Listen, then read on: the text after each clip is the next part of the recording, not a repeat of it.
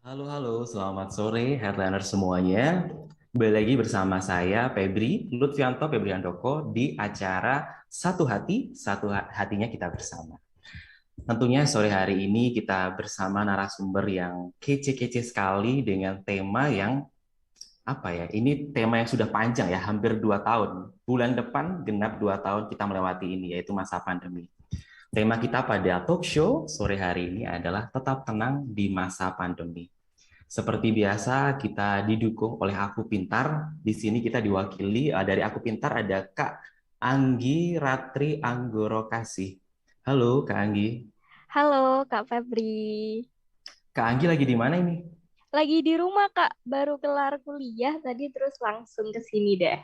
Oke, masih kuliah? Iya, masih kuliah semester 6, masuk semester 6 ini dan masih daring juga gara-gara corona. Gara-gara corona. Dari jurusan apa ya Kak Anggi? Saya dari Pendidikan Bahasa Inggris, Dari Universitas Negeri Universitas? Surabaya. Oke, ini calon ibu guru ini. Amin. Amin, amin.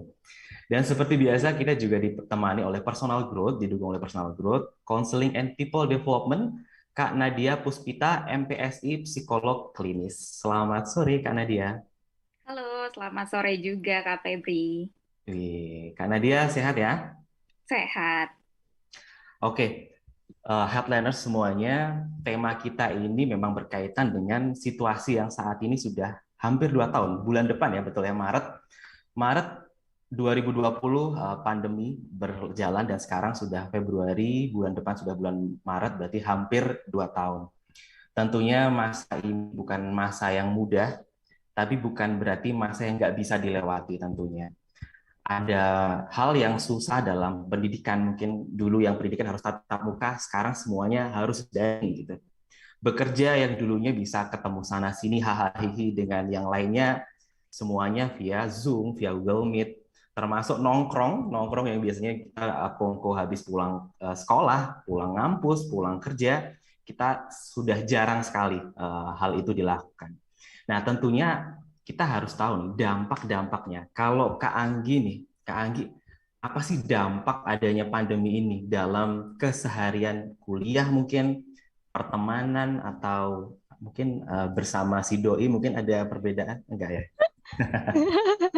Jadi kalau Anggi itu sebenarnya tipe orang yang nggak terlalu suka jalan-jalan sih Mas Feb. Jadi kan Oke, suka eh, di rumah aja.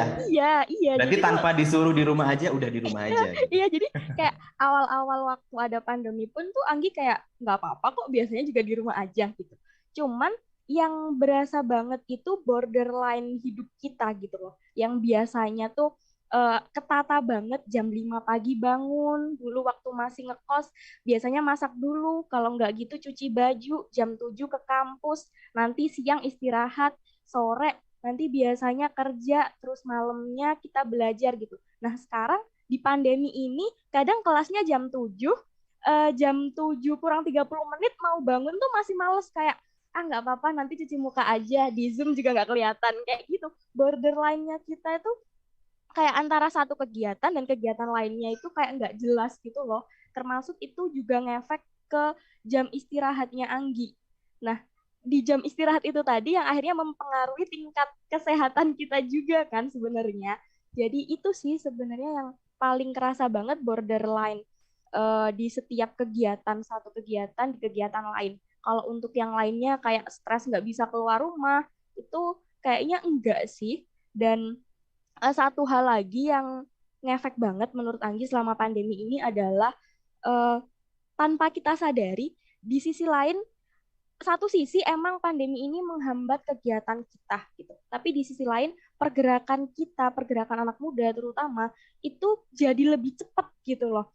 Eh, karena kan anak muda itu orang-orang yang lebih mudah untuk beradaptasi dibandingkan generasi-generasi yang lain kan gitu. Asik. Banyak banget sekarang kegiatan kayak contohnya ini lah, magang selama 6 bulan Anggi di Aku Pintar, tanpa perlu ke kantor, tanpa perlu eh, rapat secara offline, bertemu langsung.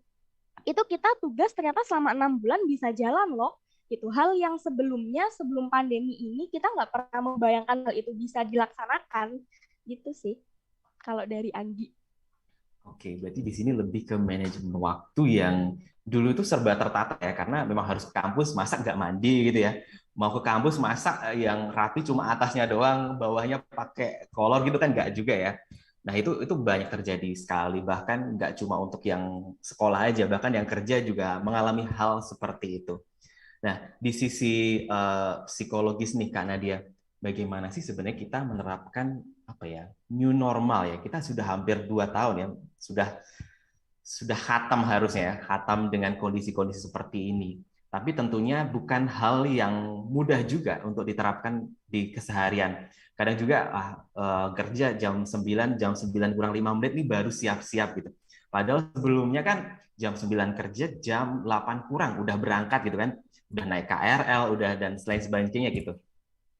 Serba apa ya? Mungkin rada menggampangkan waktu karena semuanya ada di depan layar gitu. Tapi di sisi lain memang itu memudahkan ya. Tadi kalau dari cerita Anggi, meetingnya bisa dari mana aja gitu. Anggi mungkin dari Surabaya sekarang, kita dan Kak Nadia dari Jakarta, aku dari Surabaya juga, kita bisa kumpul di satu Zoom kayak gini.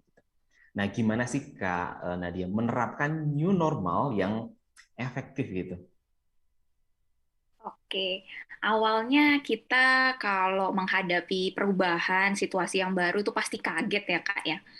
Dan perlu pembiasaan diri juga, penyesuaian diri juga gitu. Tapi awalnya kita bisa berpikir nih, selain dari pandemi ini, selain dari masa-masa seperti ini, tentunya kan pasti banyak juga perubahan-perubahan yang kita alami, perubahan-perubahan yang kita jalani gitu. Ini adalah salah satunya dan ini memang perubahan yang global gitu, perubahan yang besar. Tapi gimana caranya supaya kita bisa lebih tenang, supaya kita jadi bisa lebih berpikir jernih, kita bisa awalnya berpikir bahwa setiap perubahan pasti kita akan selalu alami gitu dalam kehidupan ini gitu. Jadi untuk perubahan-perubahan yang dialami selama masa pandemi ya ini adalah bagian dari kehidupan kita saat ini yang perlu kita hadapi dan kita terima juga gitu. Oke, berbicara tentang perubahan memang pasti orang itu nggak terlalu nyaman ya Kak Nadia dengan namanya perubahan gitu. Bahkan sering-sering orang malah menghindar dengan namanya perubahan. Salah satunya mungkin yang dirasakan oleh Nadia juga ya, yang dulunya harus ke kampus gitu ya, harus praktek ngajar ke sekolah karena guru ya, bisa jadi seperti itu. Sekarang semuanya secara daring. Eh, Anggi ada fase kaget nggak? Dulu kita nggak pernah kan sekolah di Zoom gitu kan, atau pembelajarannya via classroom atau aplikasi-aplikasi kayak gitu kan, semuanya harus tatap muka. Dengan kondisi yang tiba-tiba seperti itu, kaget nggak? Kaget banget, Kak. Pertama, sekitar mungkin 1 sampai 2 bulan awal itu kaget banget karena mungkin buat orang-orang yang udah terbiasa kerja di dunia startup gitu ya, mungkin udah terbiasa meeting online dan sebagainya, udah bukan hal baru lagi. Tapi bagi Anggi yang mahasiswa, belum pernah ada kepikiran sebelumnya kalau kuliah itu bisa dari jarak jauh gitu loh. Dan awal-awal banget itu bahkan Anggi mikirnya kayak, ah ya udahlah ini juga paling dosennya juga kayak sekedar ngajar juga. Kasarannya kan kita dipaksa oleh keadaan untuk pindah, untuk maju selangkah lah, ibaratnya maju untuk pengoptimalisasian penggunaan teknologi tadi. Kaget banget, eh, pagi-pagi harus buka laptop, kuliahnya dari jam 7 pagi sampai nanti menjelang sore, mata sakit, kepala sakit, panas, kayak gitu-gitu sih Kak. Jadi pasti kaget itu pasti banget. Apalagi di bulan-bulan awal, di semester pertama online itu kaget banget. IPK agak kena sih sebenarnya gitu. Ngaruh Karena juga ya ke online, IPK ya. iya, iya karena yang biasanya kita bisa lihat dosennya secara langsung, bisa dengar suaranya itu dengan jelas. Sekarang pasti terhalang yang namanya sinyal juga. Terus abis itu dulu awal-awal kan Zoom juga masih agak susah ya, nggak kayak sekarang gitu cari yang premium itu gimana dosen-dosennya kayak gitu sih Kak. Oke, jadi memang ada fase-fasenya ya. Maksudnya untuk menerima suatu perubahan itu nggak mudah. Dan apa ya Kak Nadia ya, bagaimana sih kita untuk dari sisi resistennya orang gitu ya, biar lebih mudah untuk menerima perubahan. Apalagi kadang kan semakin ke sini kita semakin menjumpai hal-hal yang penuh tidak kepastian gitu ya. Besok bisa PTM, maksudnya tatap muka lagi, kuliahnya atau kantornya sudah mulai hybrid lagi, besoknya lagi udah mau naik lagi nih pandemi. Bagaimana sih biar secara individu kita bisa lebih lebih fleksibel menerapkan hal-hal yang akan apa ya, penuh akan ketidakpastian ini. Oke, nah kalau tentang hal-hal yang tidak pasti, terus hal-hal yang kita tidak tahu gitu ya ke depannya seperti apa gitu, ada baiknya untuk kita fokus dulu nih di masa saat ini, apa sih yang sedang kita hadapi? Misalnya saat ini kita sedang WFH atau sedang kuliah melalui online juga gitu. Oke, kita hadapi apa yang sedang kita alami sekarang, WFH, kita harus melakukan yang terbaik juga, seperti kita WFO, kemudian kalau sekolah online kita harus tetap belajar juga, tetap serius juga ngikutin semua kelasnya, supaya kita pun juga bisa improve, tetap improve secara normal, secara seperti biasanya, walaupun sistemnya berbeda gitu. Jadi pemikiran-pemikiran kan tentunya ketika menghadapi sebuah ketidakpastian, tentu kita berpikir nanti gimana ya kalau ada perubahan lagi. Kemudian mungkin aja kita berpikir dulu enak ya, nggak perlu online, sebelum pandemi kita bisa lebih bebas dan sebagainya gitu. Nah, itu kan pemikiran-pemikiran yang bisa saja muncul dan mungkin saja seringkali muncul, tapi kan itu sesuatu yang sebenarnya tidak perlu kita fokuskan gitu. Yang perlu kita fokuskan adalah yang saat ini seperti apa nih, dan kita lakukan yang terbaik yang saat ini. Seperti itu, bisa dimulai dari situ. Ini cocok banget nih bahasan Kak Nadia bahwa kita harus fokus pada momennya gitu. Momennya sekarang ya kita harus fokus gitu. Tapi yang terkadang terjadi adalah kita tuh terlalu overthinking gitu nih Kak. Mungkin di sisinya tadi guys deh ke Anggi. Sekarang semester berapa sih Anggi? Saya semester 6, Kak. Semester 6 atau mungkin ya mendekati nanti semester 7 semester. Semoga setelah ini udah hilang ya pandeminya ya. Amin, amin. Amin, amin, amin. Itu kan kita sering-sering overthinking. Terus nanti gimana nih setelah aku kuliah, nyari kerjanya seperti apa gitu. Terus dalam pertemanan mungkin kalau case-nya Anggi tadi karena memang suka di rumah aja gitu ya, nggak disuruh di rumah aja, udah di rumah aja. Gimana nih aku udah ngerasa bosen banget gitu ya, cuma di kamar depan laptop gitu ya. Paling kerjaan setelah di depan laptop baringan lagi, nyemil-nyemil lagi, habis itu di depan laptop lagi kayak gitu.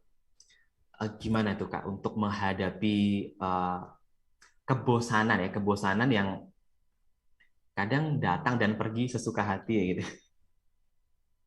Jadi supaya untuk menyeimbangkan kegiatan-kegiatan di rumah gitu ya, Kak ya. Benar, benar, Kak. Oke. Nah, biasanya kan kita pasti punya jadwal pasti gitu ya, Kak ya. Dari pagi kita ngapain kegiatannya, terus nanti sampai sore mungkin kita kuliah atau kita kerja gitu kalau yang udah kerja. Nah, selain daripada itu, kita juga perlu mengatur nih, misalnya kegiatan-kegiatan apa sih yang kita suka selain dari kewajiban kita sebagai mahasiswa atau sebagai karyawan gitu.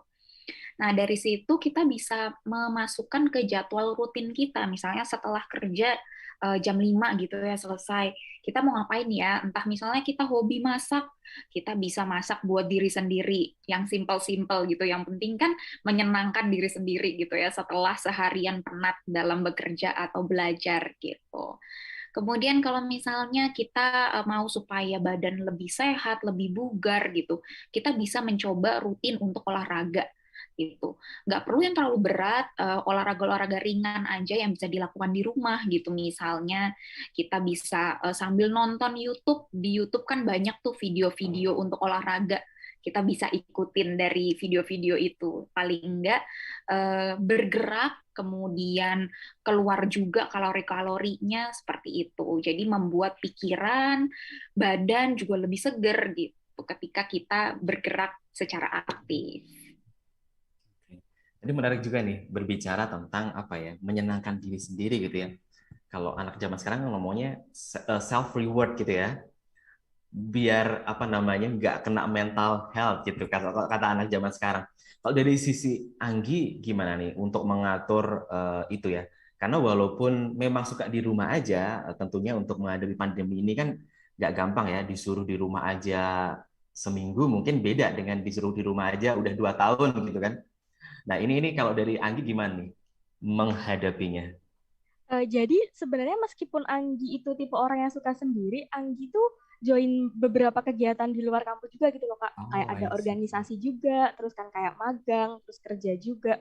Jadi dulu sebelum pandemi meskipun suka sendirian, tapi keluar buat kumpul sama orang itu juga jadi salah satu sarana Anggi buat refreshing gitu. Nah, sekarang mungkin biasanya kalau 1 minggu sekali atau kalau lagi stres gitu naik sepeda motor sendiri, pakai masker, pakai helm beneran sendiri. Jadi kayak di motor terus ngomong sendiri gitu aja. Soalnya kenapa?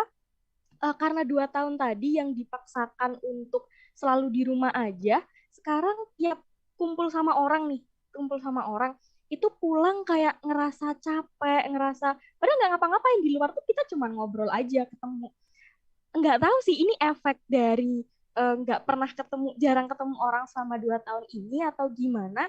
Sekarang tiap mau ketemu orang tuh kayak panik, kayak overthinking gitu loh. Aku nanti harus kayak gimana ya? Gitu. Aku nanti pasti di sana nanti capek banget. Aduh, bosen gimana gimana gitu loh Kak. Jadi tiap mau ketemu orang sekarang malah kayak nggak enak gitu karena pulang ke rumah meskipun di luar nggak ngapa-ngapain pasti kerasanya, duh capek gitu Kak. Oke, sudah terlalu lamanya sendiri dan terbiasa sendiri, akhirnya ketika rame-rame sama orang, energinya terkuras. Apa ini ada dampak secara psikologis ya, Kak Nadia? Bisa aja kalau hal-hal seperti itu karena kebiasaan gitu ya. Karena kan kebiasaan di rumah, kemudian kebiasaan misalnya kontak sama orang itu by chat aja atau by video aja, video call gitu kan. Jadi ketika memberikan energi lebih, ketika berinteraksi langsung dengan orang lain, itu rasanya energinya lebih terbuang banyak daripada waktu sebelum masa-masa pandemi seperti ini gitu. Tapi sebenarnya yang perlu kita fokuskan adalah nggak masalah nih kalau misalnya kita mengalami perubahan-perubahan.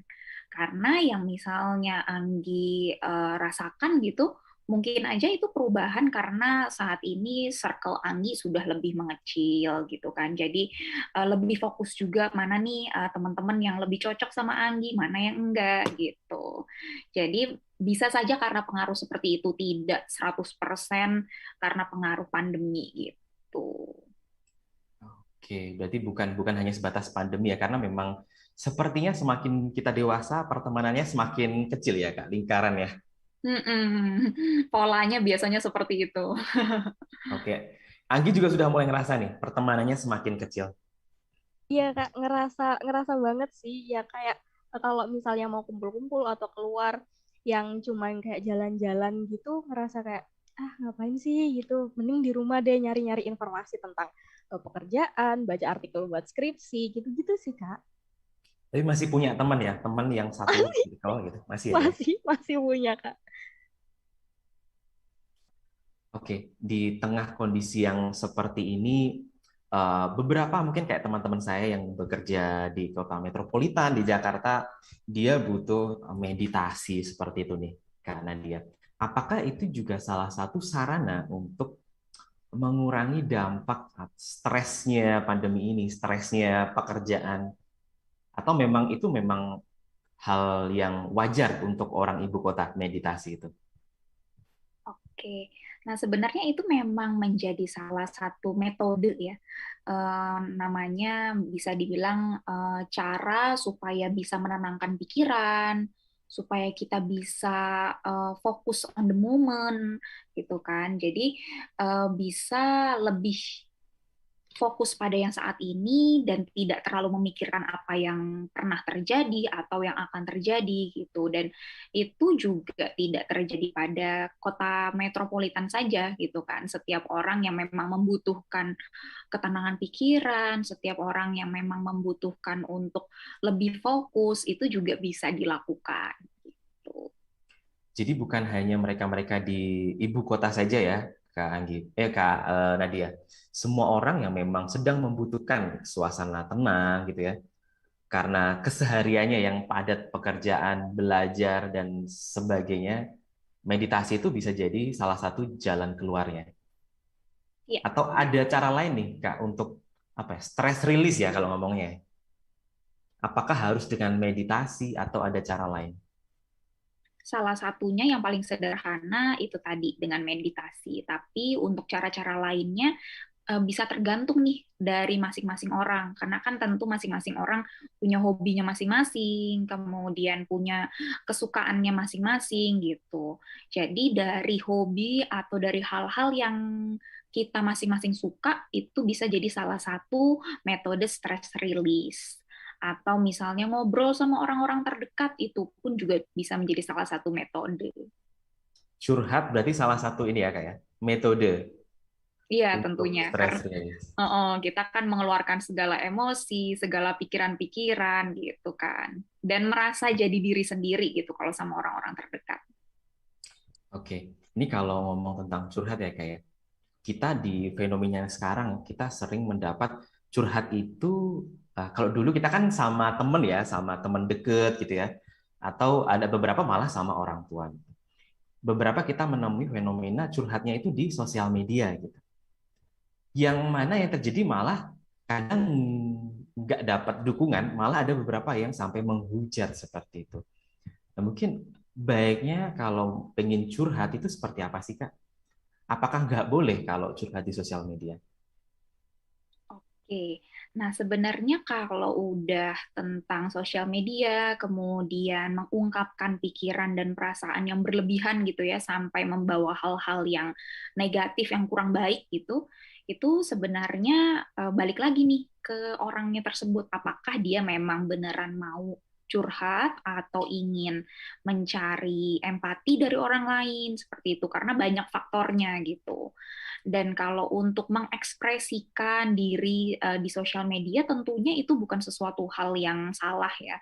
Itu hak masing-masing orang juga, tapi dilihat apakah cara dia mengekspresikannya itu merugikan orang lain atau tidak, kemudian membawa efek positif bagi dirinya atau tidak gitu. Berarti kontrol diri ya, kayak yang paling penting. Jangan sampai terlalu berlebihan lah. Semua yang berlebihan kayaknya nggak baik, begitu ya. Iya, tentunya. Oke. Kalau selama ini karena pandemi yang sudah hampir 2 tahun, Anggi biasanya curhat sama siapa nih? Sama teman sih Kak, masih ada teman sih. Jadi Masih ada teman ya? ya masih ada teman. Sama-sama korban pandemi juga yang dulunya kepisah karena harus ngerantau, saya ke Surabaya, teman saya ke Jakarta gitu. Sekarang sama-sama di rumah. Jadi kalau misalnya lagi ada masalah atau lagi stres gitu, paling calling terus habis itu main ke rumah ya gitu sih. Curhatnya masih secara langsung gitu. Soalnya ya itu tadi karena sosial media itu kan kita nggak bisa ngontrol orang lain ya Kak. Gimana Untuk mereka. berkomentar apa ya Iya, sama kita ya? Oke. mereka bakal berpikir seperti apa tentang tulisan yang kita publish, tentang gambar yang kita post gitu. Jadi kan daripada nanti sakit hati dapat komentar nggak enak, lebih baik enggak gitu. Kalau Anggi tiap ada masalah justru menjauhi sosial media karena itu. Karena memang kalau sudah masuk ke sosial media, ranahnya jadi ranah umum gitu ya. Karena ya oke itu memang namanya sosial media, media untuk bersosialisasi dengan orang lain kayak gitu. Tapi so far masih aman ya Anggi, yang nggak ada kendala yang berlebih karena beberapa orang saking stresnya pandemi ini harus sampai curhat sama psikolog, dia udah nggak tahan gitulah. Kalau di Anggi nggak sampai seperti itu ya, masih ya bisalah dikontrol gitu. Em, Bisa dikontrol, cuman awal-awal itu pasti merasa panik banget dan kebetulan teman saya tadi juga mahasiswa psikologi gitu. Jadi kita curhat-curhat itu aku sambil bilang kayak ini kenapa ya aku ngerasa kayak selama pandemi nggak kuliah, ketemu tatap muka, jarak dari jauh, rumahku di desa kayak aku ngerasa ketinggalan sama teman-temanku yang lain. Aku panik. Aku kayak sempat kepikiran malah buat udahlah gitu kayak kita cuti aja apa ya sampai em, pandemi ini kelar sampai kayak gitu di awal itu Kak. Cuman nggak sampai yang bener pernah punya rencana buat datang ke psikolog, tapi belum sampai ke sana. Alhamdulillah udah baikan. Oke, seperti Anggi ini saya rasa nggak cuma di Anggi aja ya, maksudnya di semua orang pasti pernah merasakannya. Capek sekolah daring, capek kuliah daring, capek mungkin malah kerja yang WFH walaupun di rumah aja, tapi karena fleksibelnya gitu ya, ya 24 jam, kadang bisa bilang seperti itu. Tapi untuk obrolan lebih lanjut, kita jeda terlebih dahulu. Silahkan headline. Selamat sore, hadirin semuanya. Kembali lagi bersama saya Lutfianto Febri Handoko di acara Satu Hati, Hatinya Kita Semua. Tentunya dengan tema yang masih sama, talk show tetap tenang di masa pandemi, didukung oleh Aku Pintar bersama Kak Anggi Ratri Anggoro Kasih, dan dari Personal Growth, Counseling and People Development, ada Kak Nadia Puspita, MPSI, Psikolog Klinis. Masih dengan bahasan yang sama, bagaimana kita bisa tetap tenang berjuang di masa-masa pandemi ini. Tidak mudah, tapi sekali lagi bukan berarti tidak bisa. Kak Nadia, tentunya sebagai psikolog, akhir-akhir ini pasti sudah dicurhatin ya berbagai orang waktu masa-masa pandemi ini. Rata-rata itu problemanya dalam hal apa ya, Kak ya? Iya, rata-rata ketika menghadapi perubahannya gitu ya Kak ya, gimana sih caranya? Terus ada yang kalau sedang mengalami COVID seperti apa? Terus gimana nih caranya supaya bisa tetap tenang, berpikir positif akan nantinya sehat kembali, kemudian kekhawatiran-kekhawatiran gimana nanti kalau misalnya menularkan keluarga, kemudian nanti gimana kerjanya kalau misalnya lagi mengalami COVID gitu, padahal ada keluarga-keluarga yang perlu ada tanggungan-tanggungan keluarga gitu. Jadi kekhawatiran-kekhawatiran itu yang memang sebenarnya pada saat ini belum benar-benar terjadi, tapi karena mengalami kejadian-kejadian, mengalami hal-hal yang kurang menyenangkan bagi dirinya, salah satunya kena COVID ini gitu, jadi mereka banyak yang semakin meningkat gitu kekhawatirannya. Oke, tentunya kekhawatiran ini apa ya, kayak perasaan yang kadang susah untuk dikendalikan gitu. Nah, bagaimana sih Kak untuk mengendalikan, karena terkadang di masa khawatir gitu ya, kita lagi panik-paniknya gitu, justru kalau kita lagi membuat suatu keputusan, kita langsung bertindak itu kadang malah tindakannya salah gitu. Nah, gimana sih biar kita bisa ngontrol gitu, jangan malah emosi atau kepanikan itu yang mengontrol kita. Oke, salah satu contohnya misalnya sekarang kan sudah semakin banyak ya kayak informasi-informasi misalnya kalau kita kena COVID itu tahapannya apa sih yang harus kita lakukan, kemudian obat-obatnya apa sih yang perlu kita minum, yang perlu kita cari, itu kan semua sudah lebih jelas lagi informasinya sekarang udah lebih banyak gitu. Nah, dari situ kita bisa memulai sebuah tindakan nih. Misalnya dari Peduli Lindungi kita bisa mencari informasi. Kemudian kita juga bisa minta tolong sama anggota keluarga kita, mungkin bisa mencarikan obat yang dimaksud, atau mungkin kita minta tolong untuk diantarkan makanan dan sebagainya gitu, vitamin dan sebagainya gitu. Jadi ketika kita sedang mengalami, misalnya kita yang mengalami COVID-nya gitu ya, kita perlu berpikir tindakan apa nih yang perlu kita lakukan gitu. Jadi hindari untuk fokus-fokus pada hal-hal yang gimana kalau nanti nggak sembuh-sembuh, gimana nanti kalau gejalanya semakin parah dan sebagainya. Itu kan sesuatu yang belum kita ketahui dan nggak bisa juga kita kontrol gitu. Jadi kita perlu fokus sama hal-hal yang bisa kita kontrol, salah satunya dengan membeli obat, membeli vitamin gitu. Terus mencari informasi-informasi yang memang berguna untuk kesembuhan kita ke depannya gitu. Ini lagi-lagi kita memang harus fokus menyelesaikan masalah utamanya gitu ya. Bukan malah hal-hal samping-samping yang malah kadang bikin kita insecure gitu ya. Takut Mm-mm. dengan semua hal-hal yang mana itu hanya ada di dalam pikiran kita sendiri gitu. Iya, seringnya seperti itu. Seringnya seperti itu. Kalau Anggi, apa ya? Kekhawatiran kamu sekarang yang terbesar apa nih? Kekhawatiran aku sendiri tuh kelanjutan dari kuliah sih Kak. Dalam artian kan aku sekarang udah semester 6 nih. Bentar lagi semester 7, semester 8 waktunya skripsi gitu kan. Sedangkan kayak di sekolah juga sekarang sekolahnya ada beberapa sekolah yang udah masuk terus habis itu online lagi. Ada yang masuknya cuma 3 hari, ada yang masuknya kayak sekarang masuk besok enggak, besoknya lagi masuk kayak gitu kan. Jadi mikirnya kayak nanti aku bakal skripsi apa ya, aku bakal prakteknya ambil datanya tuh gimana ya, gitu sih Kak. Karena eh, belum banyak juga kalau di sekitar aku sekolah-sekolah tingkat SMP maupun SMA itu yang menerapkan learning media gitu. Belum banyak yang menggunakan media online gitu loh Kak buat pembelajarannya. Jadi khawatirnya ada di sana. Oke, apa ya? Ketika kita kembali waktu di kuliah ya, Kak Nadia, skripsi itu bisa jadi kayak momok gitu ya, momok penghujung masa sebelum kita nanti jadi diploma atau sarjana atau master atau apapun itu. Apalagi sekarang kondisinya pandemi gitu ya.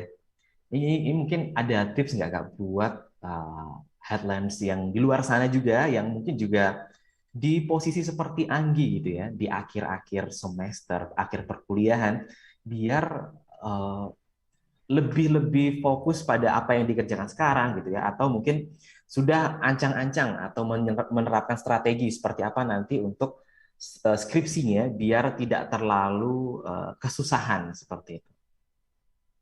Awalnya kita bisa menyusun timeline gitu. Contohnya misalnya saat ini sudah progresnya sampai mana nih gitu.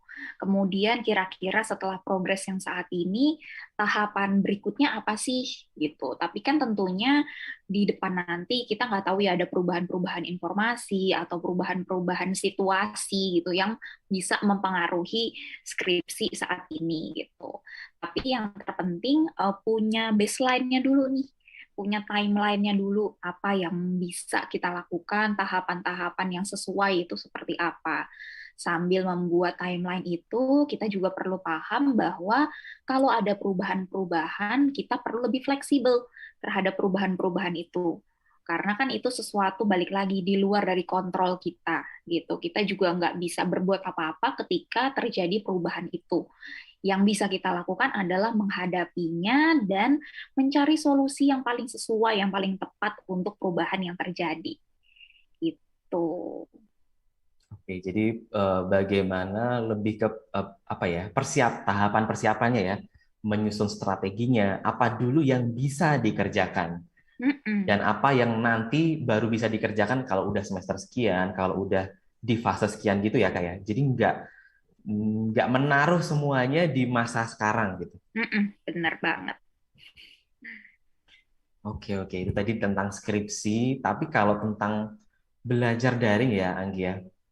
Sekarang kasusnya naik lagi, semoga setelah ini bisa turun dan semoga segera hilang. Tapi ada celutukan-celutukan kalau aku lihat di sosial media online lagi gitu kan. Kamu bosan gak sih daring, kuliah daring? Bosen Kak.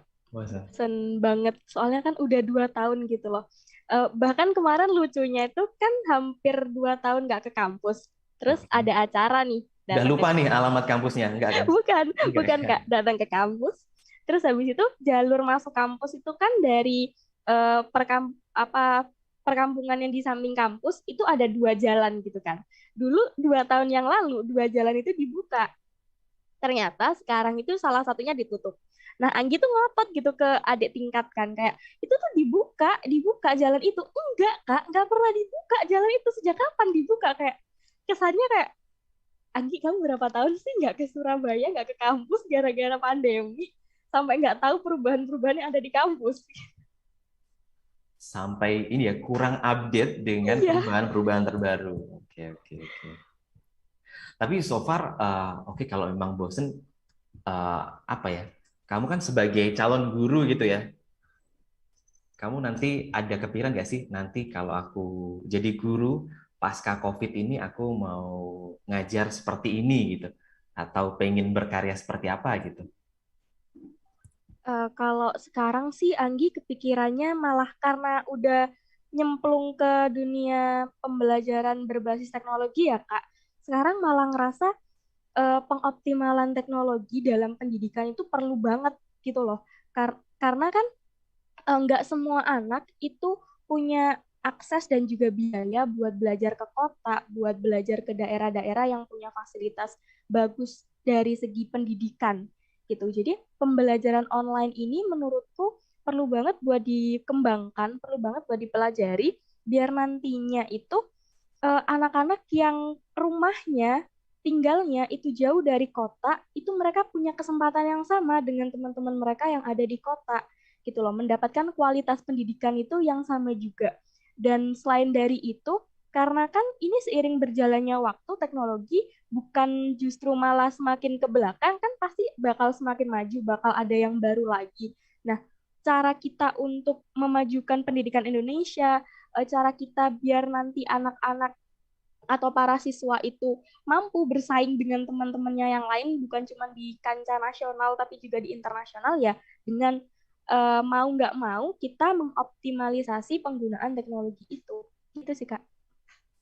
Oke, berbicara tentang teknologi, pasti sekarang sudah banyak sekali Bapak Ibu guru yang dulunya hanya menggunakan papan tulis gitu ya, sekarang beralih pada teknologi.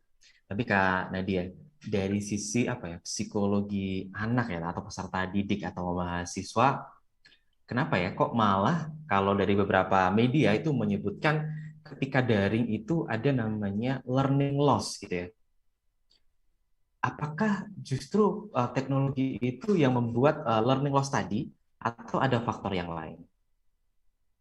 Oke, sebenarnya tantangannya ketika sekolah online itu tuh karena kita perlu belajar, apalagi terutama anak-anak ya, itu dari depan layar aja gitu. Jadi nggak ada kontak langsung dengan gurunya atau dengan dosennya gitu ya. Kalau misalnya yang usia remaja hingga mahasiswa itu mungkin sudah lebih paham apa yang menjadi tanggung jawabnya gitu. Tapi berbeda ketika dengan anak-anak SD, apalagi anak-anak TK gitu kan, mesti ada engagement langsung gitu dari gurunya, kemudian sosialisasi dengan peers-nya, dengan teman-temannya itu pun juga penting gitu kan. Nah, sedangkan ketika sekolah di rumah, dia hanya di depan tab atau di depan laptop gitu kan, itu sesuatu yang membosankan bagi anak-anak gitu. Apalagi anak-anak itu kan lebih aktif gitu, lebih suka yang banyak kegiatan. Kalau misalnya harus duduk berjam-jam di depan laptop atau di depan tab, itu kan sesuatu yang menjadi tantangan bagi anak itu gitu. Dan belum tentu apa yang diberikan oleh gurunya itu masuk karena kurang menarik buat anak. Sebenarnya tantangannya seperti itu. Jadi bagaimana sekreatif mungkin para pembelajar itu, para pengajar memberikan strategi-strategi, cara-cara yang memang menarik bagi anak. Dan itu menjadi tantangan di berbagai sisi gitu, nggak hanya anaknya, nggak hanya gurunya, tapi juga orang tua itu juga harus kreatif. Oke, berarti di sini yang perlu kita garis bawahi sebenarnya bukan teknologinya yang menyebabkan learning loss-nya gitu ya. Tapi karena mungkin apa ya, tingkat kesiapan gitu ya. Kalau dari sisi mahasiswa mungkin atau mungkin anak SMA setara di kedewasaannya mereka lebih memahami tanggung jawabnya. Seperti itu ya, Iya. Kak? Mm-mm. Oke, oke, oke. Nah, apakah betul seperti itu mungkin dari sisi calon ibu guru? Gimana nih, Gi, menurut kamu? Jadi ini tuh nyambung banget. Anggi baru tadi pagi bahas ini rasanya Anggi. Kalau buat anak-anak SMA mahasiswa itu belajar online enak buat mereka gitu. Mereka udah bisa fokus dan bener banget tadi tanggung jawab mereka ada. Sedangkan anak kecil itu konsentrasinya mudah keganggu. Jadi entah di rumah itu nanti mereka panas atau lingkungannya tidak kondusif, itu gampang banget buat mecah konsentrasinya mereka. Maka dari itu kalau misalnya pembelajaran secara online atau pembelajaran yang memanfaatkan teknologi itu sampai sekarang efektifnya memang untuk SMA sama anak kuliah. Nah, untuk anak SMP dan young learners yang kayak TK ataupun SD itu guru dituntut untuk lebih kreatif menciptakan memprovide anak-anak itu dengan media-media belajar yang bermacam-macam sehingga nanti mereka juga bisa lebih fokus dan lagi Bahkan tampilan gurunya di layar Zoom itu mempengaruhi konsentrasi para anak loh, gitu. Jadi kalau untuk young learners, untuk anak-anak SD, TK sampai SMP, itu gurunya dituntut untuk lebih kreatif lagi, biar anak-anaknya itu nggak mengalami yang namanya learning loss tadi. Setuju banget sih sama Agi sama Kanadia bahwa sebenarnya di sini apa ya, peran guru untuk mengurangi learning loss ini penting banget, kreativitas guru, karena kalau kita ngomong belajar dari Zoom, dari Google Meet, bisa di mute, bisa dimatiin kameranya, atau bahkan kadang diganti nih, backgroundnya diganti dengan fotonya dia gitu biar masih dikira kayak menyimak gitu kan ya kan, banyak sekali untuk ngakalinya kayak gitu. Nah, kalau kalau Agi sendiri, selama pandemi ini sudahkah sampai ke praktek mengajar apa belum? Sudah, Kak, sudah. Nah, gimana gimana metode Anggi ini mungkin mungkin bisa jadi apa inspirasi semuanya ya untuk mengajar yang lebih efektif nih di masa pandemi seperti ini. Jadi kan kalau misalnya kita belajar online, itu fokus anak kan tadi ya, mereka tuh fokusnya kecil banget, bentar banget fokusnya. Jadi bener-bener di awal banget, sebelum kita kayak say hi ke mereka, bukan sebelum say hi sih, sebelum kita memulai pelajarannya, pasti yang pertama itu say hi dulu ke anaknya. Bener-bener kita ajak omong intens gitu loh, mereka hari ini ngapain aja, udah makan Dua apa arah gitu ya. belum. Iya, terutama buat anak-anak yang mereka itu fokusnya kurang. Jadi anak-anak yang istilahnya sekarang itu rebel gitu ya, anak-anak yang suka bikin rusuh, itu justru yang kita sering ajak ngomong, itu yang sering kita ajak interaksi, biar mereka merasa aku diperhatikan loh, gitu. Baru setelah mereka udah nih ngomong, udah cerita satu sama temennya, nanti baru kita mulai pelajarannya. Nah, mulai pelajarannya itu biasanya Anggi awali dengan pertanyaan-pertanyaan yang nantinya mengarah ke pelajaran yang mau mereka pelajari bareng-bareng gitu. Jadi biar mereka mikir dulu, oh ini gimana ya, baru nanti ini kayak gini loh, nggak langsung di provide awal pertama langsung kayak pengertian lalala gitu, enggak. Tapi kasih pertanyaan dulu yang memang relate sama kehidupannya mereka, sama kesehariannya mereka, sehingga mereka bisa ngerasa kayak, oh ya ini aku pernah mengalami ini loh, tapi aku belum pernah tahu ini sebenarnya gimana sih. Gitu sih, Kak. Itu tadi tips mengajar ala Anggi. Anggi. Berbicara pendidikan tadi sudah cukup cukup jauh. Sekarang kalau berbicara tentang kinerja gitu ya, karena dia sebenarnya apakah dampak dari pandemi COVID ini ya, mungkin dari secara garis besar, Kak Nadia juga sebagai psikolog klinis ya, apakah ini berpengaruh terhadap kinerja para pekerja gitu ya? Atau justru malah pandemi ini mengakselerasi pekerjaan yang dulunya selesainya bisa 1 kali 24 jam, ini malah lebih cepat lagi gitu, cuma 1 kali sejam atau seperti apa, atau malah dampaknya malah lebih memperparah, maksudnya harusnya bisa dikerjakan sehari malah selesainya gara-gara pandemi ini jadi berhari-hari kayak gitu. Nah, masa-masa pandemi ini juga tentunya menjadi tantangan ya Kak ya, untuk para karyawan gitu. Yang tadinya kerja bisa 9 to 5 atau 8 to 5 gitu, sekarang bisa dibilang 24 jam kita bisa dihubungi oleh pihak perusahaan gitu ya, oleh atasan atau oleh klien dan sebagainya gitu. Nah, ini balik lagi nih ke penyesuaian juga gitu. Ada beberapa hal, ada beberapa pekerjaan yang karena memang sudah ada tuntutannya gitu. Misalnya setelah jam kerja jam 5 gitu, misalnya jam 8 kita dihubungi harus diselesaikan malam ini gitu. Mau nggak mau kalau memang pekerjaan itu urgent, harus kita lanjutkan lagi pekerjaan kita di hari itu. Dan memang positifnya adalah pekerjaan itu jadi bisa selesai dalam 1 hari. Tapi negatifnya adalah gimana nih tentang kondisi kita pribadi? Apakah memang sesuai, apakah memang masih dalam batas normal, masih dalam batas oke kita untuk bekerja lembur di beberapa hari gitu kan.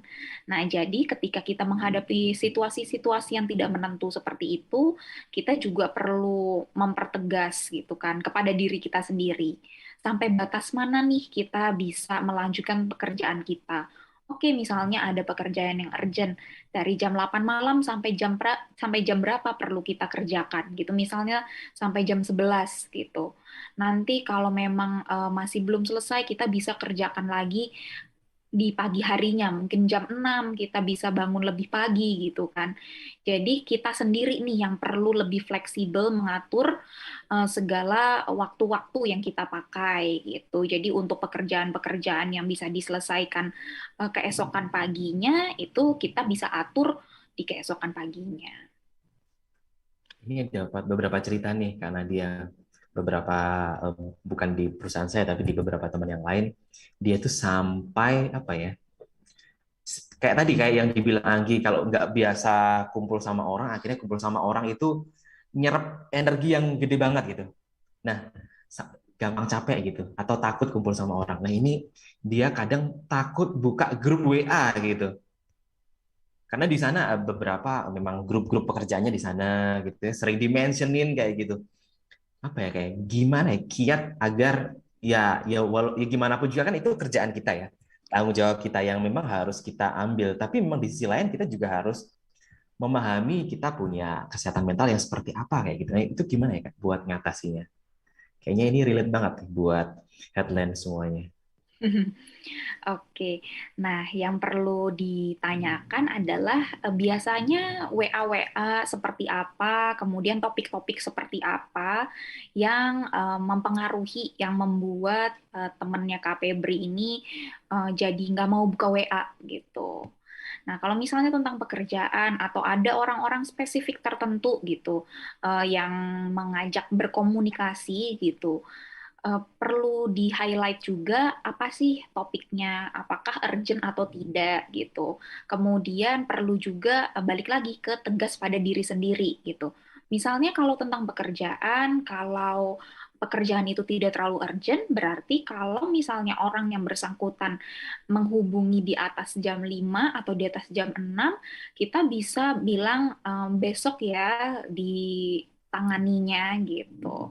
Atau misalnya nanti saya sedang mengerjakan ABC, apakah ini urgent atau tidak gitu. Jadi komunikasi yang lebih baik terhadap orang yang bersangkutan gitu. Dari situ kan jadi bisa mengontrol nih kita batasan lelahnya itu sampai mana, kemudian kita bisa berkomunikasi secara asertif juga pada orang yang bersangkutan supaya dia pun memahami kebutuhan kita juga gitu. Jadi di sini salah satu kuncinya adalah komunikasi gitu ya. Kita juga harus mengkomunikasikan kondisi kita nih. Ini kerjaannya lagi numpuk nih. Ditambah-tambahinnya di last minute gitu ya, di jam 6 sore atau jam 8 malam. Ya mungkin ada baiknya buat berani berbicara gitu. Benar banget. Penting sekali. Dan bahkan beberapa di yang mungkin di circle-nya Kak Nadia maupun Kak Anggi juga ada ya, maksudnya yang sampai menghilangkan lasinnya gitu ya. Lasinnya dihilangin, terus apa read-nya yang centang birunya juga dihilangin. Apakah itu juga masih batas wajar ya Kak Nadia? Langkah seperti itu. Kalau itu masih di batas hal-hal yang tidak merugikan diri sendiri, yang tidak merugikan orang lain, tentunya itu sesuatu yang tidak masalah gitu. Yang penting ketika misalnya mematikan lasin atau tidak ada centang birunya, kita sebagai pribadi tetap menunjukkan tanggung jawab terhadap pekerjaan atau terhadap tugas-tugas kuliah gitu misalnya. Karena kan yang sebenarnya dibutuhkan adalah tanggung jawab kita itu gitu. Kalau tentang mematikan lasin, kemudian nggak ada centang biru itu kan adalah hak dari masing-masing orang gitu. Jadi sebenarnya tidak masalah, yang penting kita tetap menunjukkan tanggung jawab.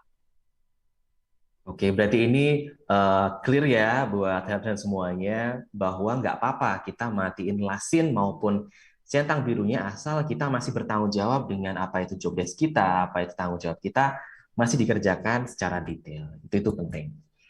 Nah ini uh, berbicara tadi sudah cukup banyak. Nah ini aku pengen berbicara sebelum di akhir-akhir ya, sebelum menit terakhir perihal peran nih kalau dari lingkungan, kalau Kak Anggi, seberapa besar peran sahabat peran dosen, peran orang tua ketika menghadapi pandemi-pandemi yang masih awal-awal itu ya, yang butuh penyesuaian berat tadi kalau kata Kak Anggi. Keluarga sama teman, terkhusus keluarga ya, itu penting banget. Pokoknya yang tinggal sama kita di rumah itu punya peran penting banget buat ngebantu kita cepat-cepat adaptasi sama situasi yang sekarang ini. Kenapa? Karena kalau dari kita, dari keluarga, dari lingkungan itu tidak saling mengerti bahwa oke, ini bukan hal yang baru buat aku aja, tapi buat semua orang. Pasti kita bakal memposisikan diri kita sebagai orang yang paling merasa tersulitkan dengan kondisi ini, paling paling merasa harus dimengerti dengan kondisi saat ini tanpa kita memikirkan orang lain. Jadi peran keluarga itu buat Anggi pasti penting banget karena apalagi ibu ya. Jadi kalau tiap misalnya lagi ngerjain tugas sibuk banget itu sekarang diingetin kayak jangan lupa makan gitu. Terus kadang kalau misalnya harus sampai begadang karena ngerjain tugas ataupun kerja pasti diingetin buat cepetan tidur besok pagi ada kelas kayak gitu. Jadi tanpa orang-orang di sekitar yang semacam itu pasti bakal lebih susah banget buat kita menghadapi pandemi, buat menyesuaikan diri ke situasi yang sebelumnya tidak pernah ada dalam hidup kita. Oke, jadi penting di sini kita bersyukur masih punya keluarga yang hangat, mengingatkan, memberikan perhatian. Jadi semuanya harus bersyukur ya ketika masih diberikan keluarga seperti itu. Dan tidak terasa ini sudah di menit-menit terakhir sebelum kita tutup sesi talk show kita pada sore hari ini. Boleh dong dikasih apa ya, motivasi atau mungkin petuah dari Kak Anggi maupun dari Kak Nadia, bagaimana sih biar kita tetap tenang di masa-masa pandemi ini? Silakan dari Kak Nadia. Oke, tentunya di masa-masa seperti ini, seperti yang kita sudah bahas nih dari awal talk show ini, bahwa kita perlu fokus pada saat ini, fokus in the moment, dan tidak terlalu fokus pada hal-hal yang belum terjadi dan hal-hal yang tidak bisa kita kontrol gitu. Selain kita fokus, kita juga perlu memahami bahwa apa nih yang bisa kita lakukan, solusi apa, tindakan apa, perilaku apa yang bisa kita lakukan untuk menghadapi perubahan-perubahan, untuk menghadapi situasi-situasi yang tidak menentu. Itu. Kemudian tentunya support system itu juga penting. Jadi walaupun misalnya kita tidak bisa bertemu secara langsung, kita tetap keep in touch, kita tetap menjaga komunikasi yang baik, menjaga hubungan yang baik dengan orang-orang terdekat.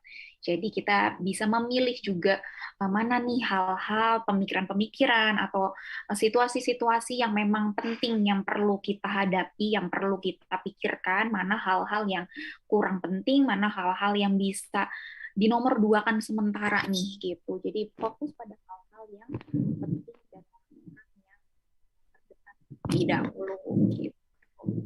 Oke, thank you Kak Nadia. Fokus pada hal-hal yang penting aja, jangan memikirkan semua hal karena nggak semuanya menjadi tanggung jawab kita gitu ya. Nggak semuanya harus kita handle saat ini juga, semuanya ada waktunya gitu. Iya, benar banget. Thank you Kak Nadia. Kak Anggi? Sama-sama. Kalau dari Anggi sendiri, nggak ada yang statis dalam hidupnya manusia gitu. Kita bergerak secara dinamis dan perubahan itu adalah sebuah keabadian gitu. Perubahan itu adalah hal yang selalu akan terjadi dalam hidup kita.